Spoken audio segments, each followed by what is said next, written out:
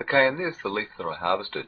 Basically, the plant knows that I really appreciate what it yields. Such an awesome plant. Fantastic for skin conditions and muscle pain. Instant relief there. And my favourite of all is the one that I make up for sinuses and eardrops. It's 50-50 ratio of the hard inner gel of the leaf and 50% water. Blended in a cup with a little cup blender. And then put in a dropper bottle and you're good to go.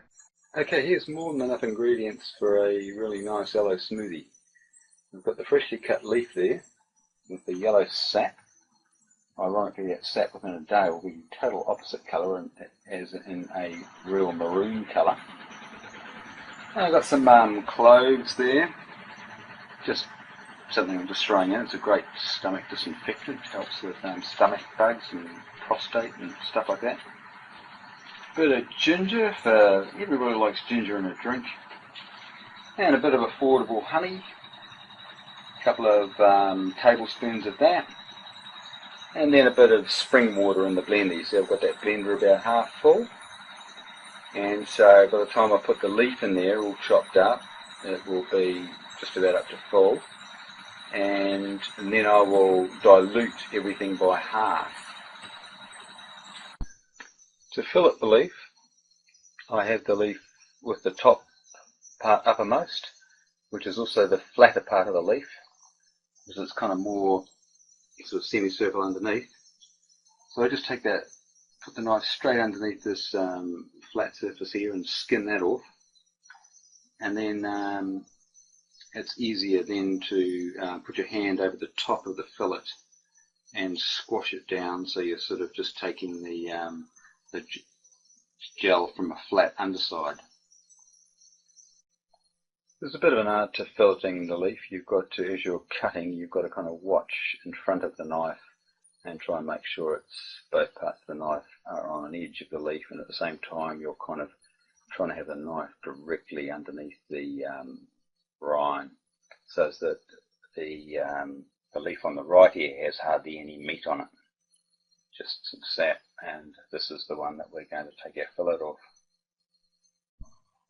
And so a few minutes later we have our fillet, and we also got a second fillet off the top piece that I was trying to skin really clean, but I left a bit of meat on it, so I cut that off as well. And now we're ready to put this in the blender, as well as maybe cutting a little piece about this big here off for some sinus and eardrops.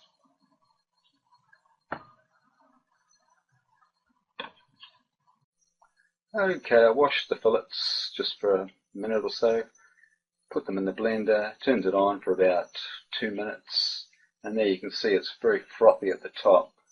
And I'm just going to do a little taste test now, just to get a feel of how it tastes like. Usually once the sap's been washed off the fillets, the taste isn't that strong. I just like to get an idea of how intense the aloe is, so as I know how much to water it down.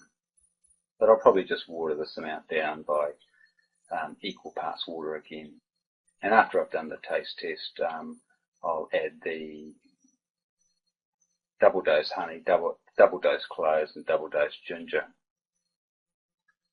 Okay, the taste test with the aloe and water ratio went fine, and so now I'm just going to put this big blob of honey, this sliced ginger, and these raw cloves just as they are, straight into a brew that will probably make the equivalent of 3 to 4 litres of aloe with the honey and the ginger and that amount of cloves. Okay, the brew worked out great. Here's a glass, and I'd only suggest always just taking a shot of about a quarter to a third at first till you get used to it, but this really agrees with me. Got an instant burst of energy, and so did 2 other people I just gave it to. It's the remnants in the jug there. And I didn't need to put that many cloves in, and I've left the remnant cloves that were left in the blender there. So next time only half the amount of cloves, but it's still got a really good, strong, but not overly strong cloves flavour to it. Now going back to the little piece that we cut off, the sinus drops and ear drops, fantastic remedy for ear infections. Drip it down to the inner ear.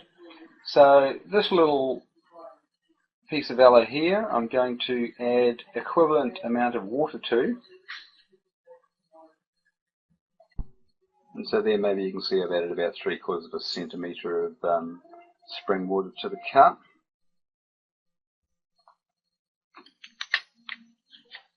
In goes the old handheld blender.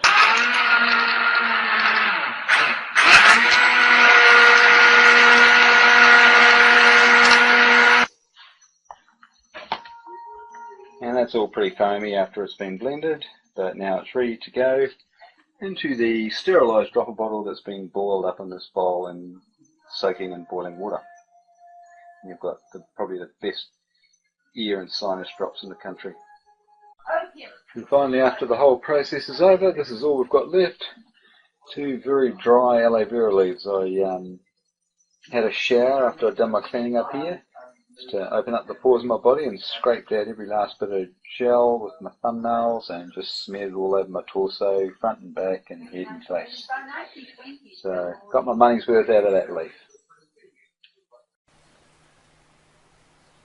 Now, just in case you've already let a cold or cough get into your system, plantain is absolutely excellent for sore throats and throat coughs, as well as a host of other ailments. Okay, here's a typical example of ribwort plantain, which is a plantain that gives me, and has given quite a few other people in my community, excellent results by instantly alleviating sore throats and throat coughs. Do you recognise the seed head with the elegant little white frill necklace? I quote Caroline Press Mackenzie here. She says, more recently the German Commission E. Germany's version of the FDA, have scientifically tested plantain with good result, proving it is effective for wound healing and as a treatment for lung conditions including bronchitis, asthma, coughs, mucous membrane irritations and upper respiratory infections. Research has shown that it is valuable used topically for skin problems. The Chinese have also done research on plantain. Their studies show that plantain does stop diarrhea in children. Here is the pig-eared plantain, or Plantago major, which is supposed to be equally as good, and it does taste very similar, but perhaps a little bit more bitter.